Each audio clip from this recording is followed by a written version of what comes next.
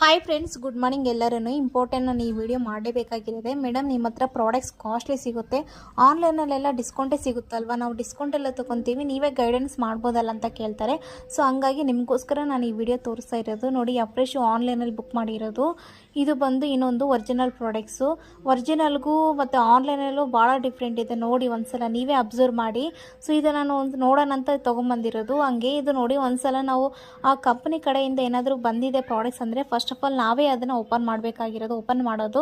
So ನೋಡಿ, ಇದು ಒಂದು ಪ್ಯಾಕಿಂಗ್ ಮೇಲೆ ಇನ್ನೊಂದು ಪ್ಯಾಕಿಂಗ್ ಇದೆ. ಬಾರ್ಕೋಡ್ ಇರಲ್ಲ, ಏನಿರಲ್ಲ, ಮತ್ತು ಟೇಸ್ಟ್ ಕೂಡ ಇರೋದಿಲ್ಲ, ಏನೇನೋ ಮಿಕ್ಸ್ ಮಾಡಿ ಕೊಟ್ಟಿರ್ತಾರೆ. ಸೊ ಇದು ಹೊಸದಾಗಿ ತೊಗೊಳ್ಳೋರು ಏನೂ ಗೊತ್ತಿರಲ್ಲ, ಸುಮ್ಮನೆ ಏನೋ ಡಿಸ್ಕೌಂಟೆಲ್ಲ ಪ್ರಾಡಕ್ಟ್ಸ್ ಬಂದಿದೆ ಅಂತ ಸುಮ್ಮನೆ ತೊಗೊಂಡ್ಬಿಡ್ತಾರೆ, ಕುಡಿತಾರೆ.